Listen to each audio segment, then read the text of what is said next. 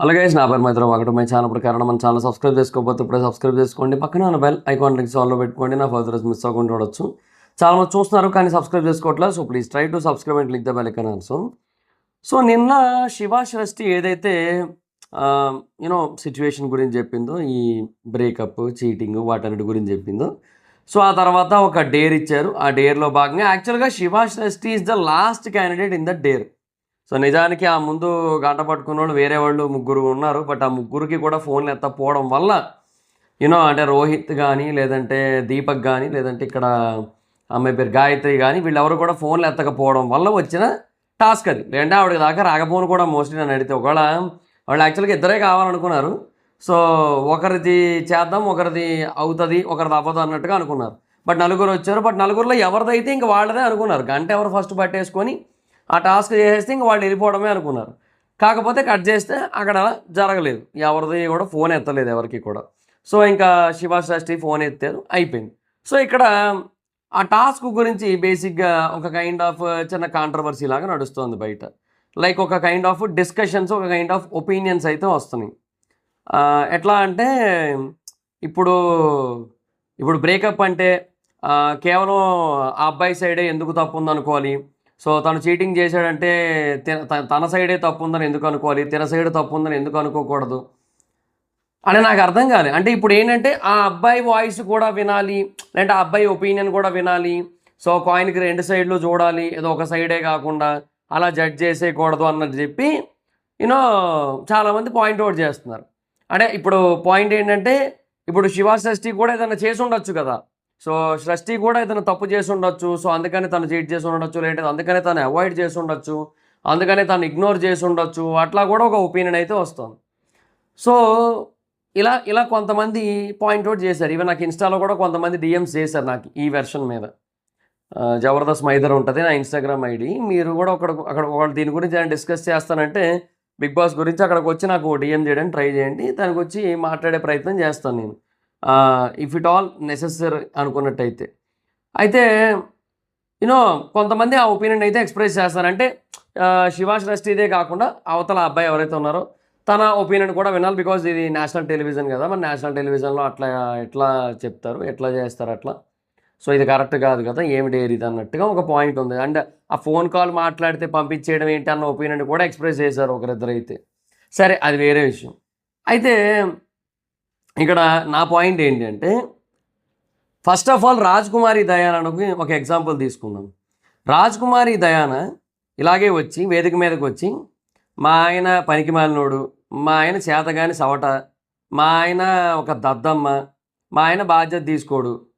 So ఆవిడ ఇవన్నీ వాడకపోయి ఉండొచ్చు, కానీ ఆవిడ ఇండైరెక్ట్గా ఇవన్నీ అన్నట్టే. సో రెస్పాన్సిబిలిటీ లేదు, బాధ్యత లేదు అనే దానికి ఇవన్నీ వస్తాయి కరెక్ట్గా మాట్లాడుకుంటే. సో మనం వెళ్ళి చూసి వచ్చామా? మరి అప్పుడెందుకు రాజ్కుమారి దయానా టైంలో ఇవన్నీ మాట్లాడలేదు మనం? రాజ్కుమారి విషయంలో మటుకు ఎందుకు మనకు అంత సింపతి? అంటే ఏంటంటే ఆవిడకి ఆల్రెడీ జనాల సైడ్ నుంచి ఒక కైండ్ ఆఫ్ పాజిటివ్ ఒపీనియన్ ఉంది కదా అని చెప్పి ఇంక అందరూ గుంపులో గోవిందా. అంటే ఒక సెక్షన్ ఆఫ్ పీపుల్ నుంచి మంచి సపోర్ట్ ఉంది కదా అని చెప్పి ఇంక అందరూ ఇంకా అదే ఆడియన్స్ అందరూ కూడా ఇంకా ఆవిడే రైటు, రాజ్కుమారి తోపు, దమ్ముంటే ఆపు, ఇట్లాంటివన్నీ అనేసాం. అట్లా ఎట్లా మరి ఇప్పుడు ఈవిడ ఈ అమ్మాయి విషయంలో అబ్బాయి సైడ్ ఆలోచించాలంటే రాజ్కుమారి విషయంలో కూడా వాళ్ళ ఆయన వైపు ఆలోచించాలి కదా. ఆయన ఎందుకు అలా చేశాడు? తనకి ఇష్టం లేని ఒక పెళ్లి చేశారేమో, బలవంతంగా నచ్చని ఒక అమ్మాయితో ఇచ్చి పెళ్లి చేశారేమో, అందుకని అతని జీవితం మీద విరక్తి పుట్టిందేమో, అందుకని అతను ఏమీ బాధ్యతలు తీసుకోలేదేమో, ఎవడో తెలుసు. అంతే కదా. ఇప్పుడు ఈవిడకి అంతకుముందు భర్త 3 నెలలకి వేరే అమ్మాయిని చేసుకోవడం వల్ల ఈవిడ ఒక కైండ్ ఆఫ్ సాడ్ సిచ్యువేషన్లో ఉండి ఈవిడ రెండో పెళ్లి చేసుకోవడం వల్ల ఈవిడకి భర్త రెస్పాన్సిబిలిటీ తీసుకోకపోతే ఈవిడ బాధగా అనిపించి ఉండొచ్చు. బట్ ఈవిడ మొదటి పెళ్లి గురించి ఇక్కడ వచ్చిన అతనికి అనవసరం కదా. ఇతనికేం అవసరం? ఒక ఆల్రెడీ పెళ్ళి అయిపోయిన అమ్మాయిని భర్త వద్దనుకొని ఇంకొక అమ్మాయిని చేసుకున్న అమ్మాయిని నేను ఎందుకు చేసుకోవాలి అసలు అనే బాధలో ఉండొచ్చుగా ఆయన. సొసైటీలో ఆయన్ని ఒక కైండ్ ఆఫ్ ఎట్లారా, ఎందుకు చేసుకున్నాడరా ఈడన్న మాటలు వచ్చినాయి ఏమో, ఎవడో తెలుసు.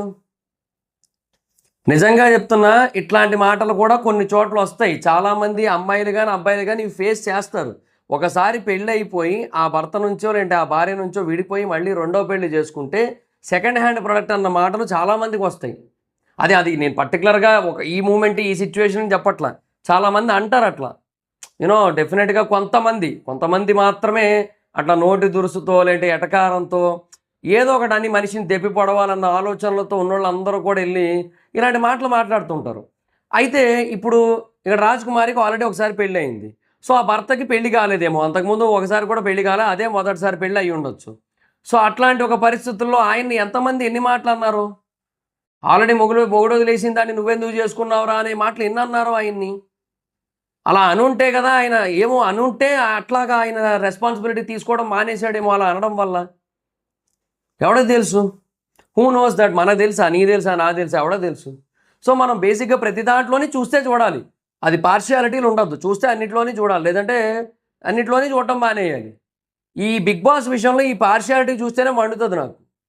మీరు రాజకుమారి విషయంలో ఆవిడ వచ్చి నా మొగుడు రెస్పాన్సిబిలిటీ తీసుకోడు, ముగ్గురు పిల్లలు అయితే కన్నాడు కానీ అసలు కనీస బాధ్యతలు ఉండవు, ఇట్లాంటివన్నీ చెప్పినప్పుడు మటుకు మనకు అవతలోడి వెర్షన్ అక్కర్లేదు. ఇప్పుడు ఈ పిల్ల మటుకు ఇట్లా చీట్ చేశాడని చెప్పినప్పుడు మటుకు అవతలోడి వెర్షన్ కావాలి. ఇది ఏమి లాజిక్? అది ఏమి సన్నాసి పనికిమాల లాజిక్? అది నాకు అర్థం కావట్లే.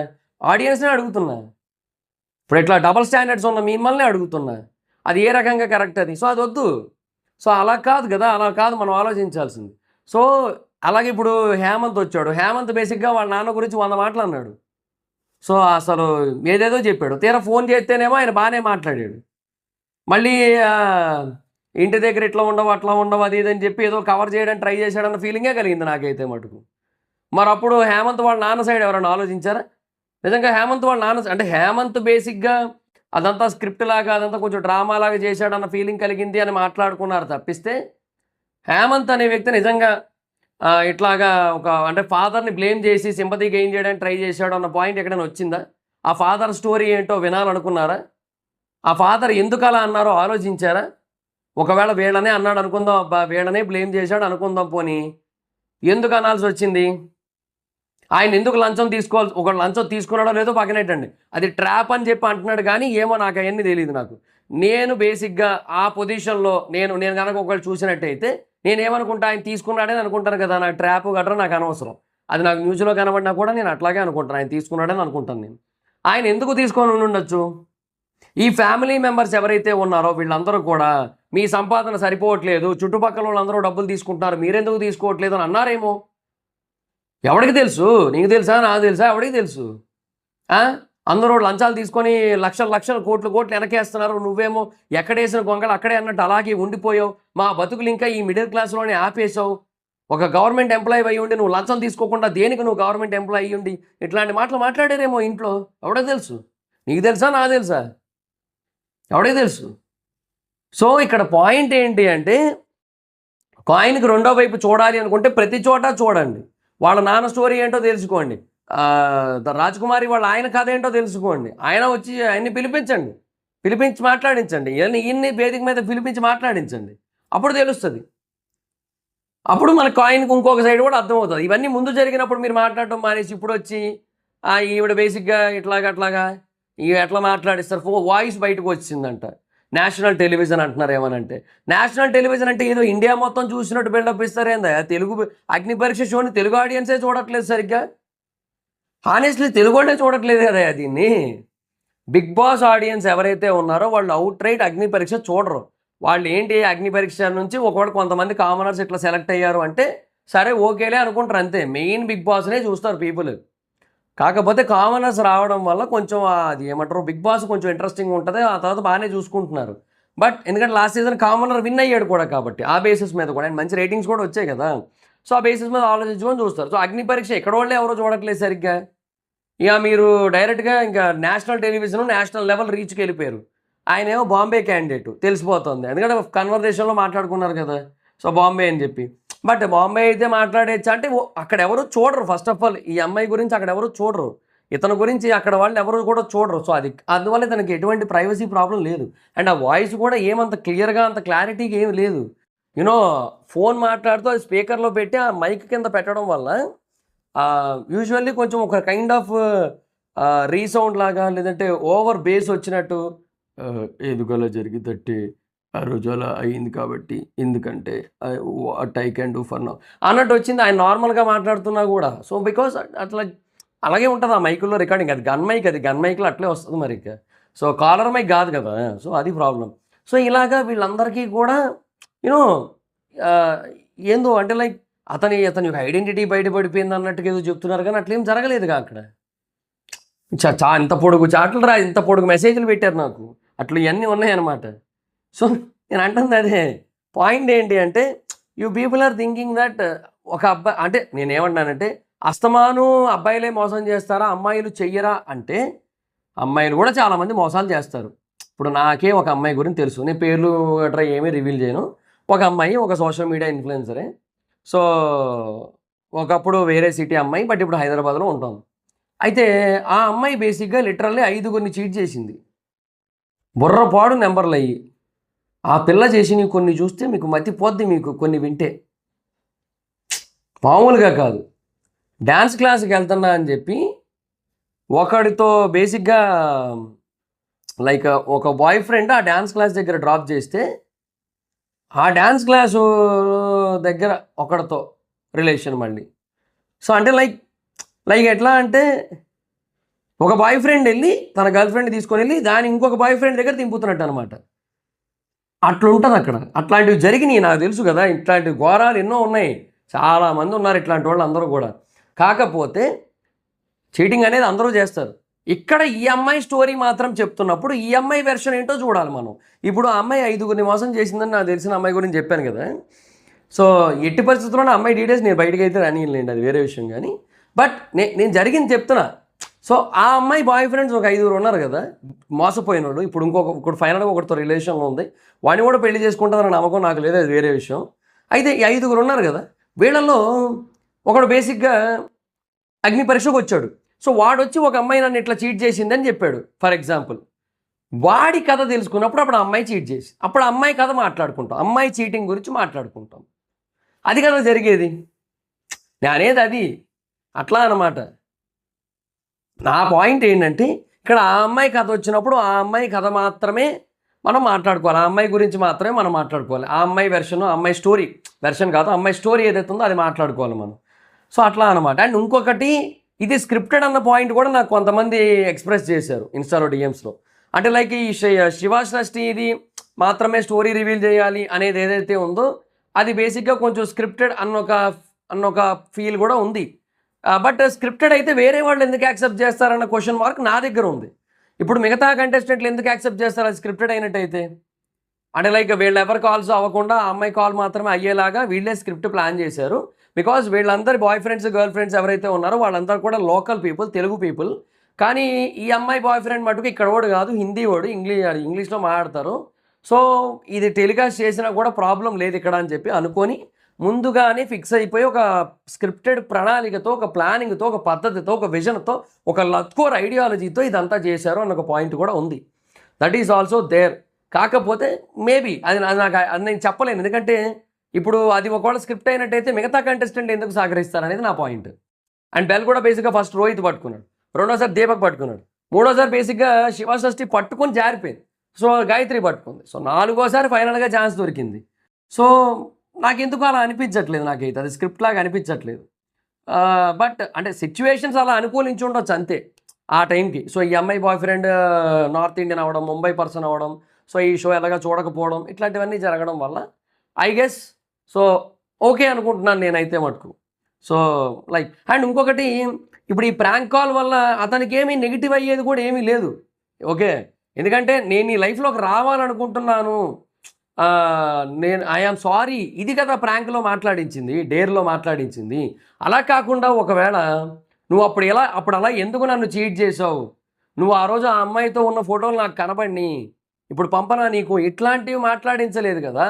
సో ఒక డేర్లో బేసిక్గా ఎక్కడ కూడా బ్యాడ్ వేలో డేర్ చేయించలే. ఇంకా బేసిక్గా ఈ అమ్మాయికి టెస్ట్ పెట్టారు, రియల్ టెస్ట్ పెట్టారు. ఒక వద్దు అనుకున్న వ్యక్తికి మళ్ళీ ఫోన్ చేసి నాదే తప్పు, నువ్వు నా లైఫ్లోకి రా, నిన్ను మిస్ అవుతున్నాను, నువ్వు కావాలి, ఐ లవ్ యూ అని చెప్పించారు. అది డేర్, అది అంగీకరించాలి మనం. అది మానేసి దాంట్లో ఏందో భూతద్దం కూడా కాదయ్యా, సొసైటీ భూతద్దం పెట్టి చూస్తుంది, ప్రతిదాన్ని బూతులా చూస్తున్నారు. అది మాందొప్పండి ఫస్ట్ ఆఫ్ ఆల్, ఎందుకు అవన్నీ కూడా. సో నేను అదే అంటున్నా, ఒకరు ఒకరు మన దగ్గరకు వచ్చినప్పుడు వాళ్ళకి ఏం జరిగిందో వాళ్ళు చెప్తారు కదా. సో అది చెప్పినప్పుడు ఆ వెర్షన్ ఆఫ్ స్టోరీ మనం అర్థం చేసుకుంటాం. దానికి తగ్గట్టుగా మనం రియాక్ట్ అవ్వాలి. రాజ్కుమారి గురించి ఎందుకు రియాక్ట్ కాలే అట్లయితే మరి? తర్వాత ఎవరు అదే హేమంత్ వాళ్ళ నాన్న గురించి ఎందుకు రియాక్ట్ కాలే? ఆయన సైడ్ ఏం జరిగిందో, రాజ్కుమారి వాళ్ళ ఆయన సైడ్ ఏం జరిగిందో. సో ఎప్పుడు ఎంతసేపు మనం ఇప్పుడు ఈ అమ్మాయి విషయానికి వచ్చేసరికి మటుకు అతని వెర్షన్ కూడా వినాలి, అతని బాధ కూడా తెలియాలి, అతని పాయింట్ ఏంటో మనకు అర్థం కావాలి, అతను ఎందుకు అలా చేశాడో మనం తెలియాలి. ఇదేంది ఇది? చీటింగ్లు అందరూ చేస్తారు. చీటింగ్లు, మీటింగ్లు, డేటింగ్లు అందరూ చేస్తారు. కాకపోతే ఏంటంటే ఆ పర్టికులర్ మూమెంట్లో ఒక మనిషి మనకు కనబడుతూ ఆ వ్యక్తి ఎట్లాంటి సఫరింగ్ ఫేస్ అయ్యారు అది ఇంపార్టెంట్. సో ఇప్పుడు అమ్మాయి చీట్ చేస్తే అబ్బాయి సఫర్ అవుతాడు, అబ్బాయి చీట్ చేస్తే అమ్మాయి సఫర్ అవుద్ది. సో వీళ్ళు ఈ అమ్మాయి చీట్ చేసినప్పుడు అబ్బాయి వచ్చినప్పుడు అబ్బాయి బాధ తెలుస్తుంది మనకి, అమ్మాయి చీట్ చేసిందని తెలుస్తుంది. అట్లాగే అబ్బాయి చీట్ చేసి అమ్మాయి వచ్చినప్పుడు అమ్మాయి బాధ తెలుస్తుంది, అబ్బాయి చీట్ చేసినట్టు తెలుస్తుంది. మనం అయ్యే మాట్లాడుకుంటాం అంతే. సో అది మానేసి ఎక్కడెక్కడికో వెళ్ళిపోయి ఇట్లా చేయాలి అట్లా చేయాలి ఏంది ఇది అన్నట్టు. సో అందుకే నేను ఇంకా దీని గురించి ఒక డెడికేటెడ్ వీడియో అయితే చేయాలనుకుంటున్నా. చేశాను, అయిపోయింది అంతే. సో ఇది నా అభిప్రాయం, నాకు మాత్రమే అనిపించిన అభిప్రాయం. అది మీకు అనిపించాలని ఏమీ లేదు. సో నేను బేసిక్గా కొంచెం మీకు ప్రతిదీ కూడా క్లియర్ కట్గా ఎక్స్ప్లెయిన్ చేసే ఉద్దేశంతోనే నేను మధ్య మధ్యలో కొన్ని పదాలైనా ఏమైనా మాట్లాడింది. బికాజ్ అంటే ఇప్పుడు రాజ్కుమారి వాళ్ళ ఆయన్ని ఏమన్నారో మనకు తెలియదు కదబ్బా. అట్లా ఒక ఆల్రెడీ పెళ్ళయి భర్తతో విడిపోయిన ఒక అమ్మాయిని మళ్ళీ చేసుకుంటున్నందుకు హూ నోస్ దట్. అలాగే తను ఎందుకు తీసుకోవాల్సి వచ్చింది ఆ ట్రాప్ అని చెప్పి హేమంత్ అంటున్నాడు, కానీ మేబీ అతను నిజంగా తీసుకొని ఉంటే ఎందుకు తీసుకోవాల్సి వచ్చింది అనేది మనం ఆలోచించామా? లేదు కదా. సో అతను ఎందుకు అలా అన్నాడనేది ఆలోచించామా? లేదు కదా.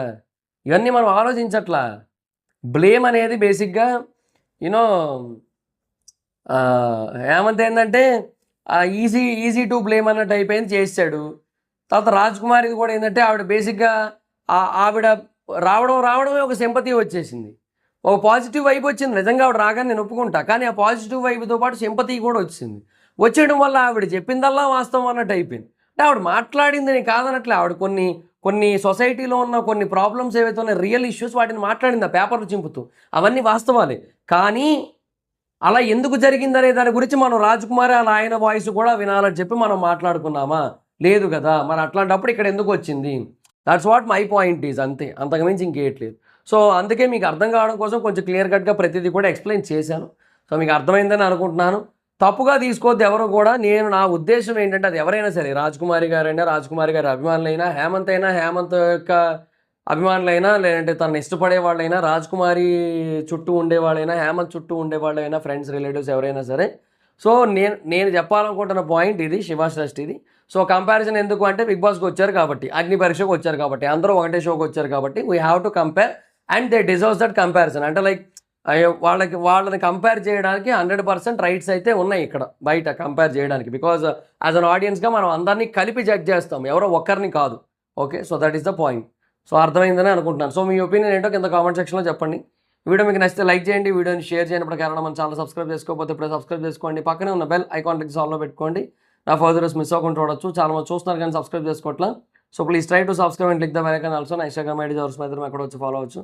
థ్యాంక్ యూ సో మచ్ గా. Bye. Video next video. Bye bye.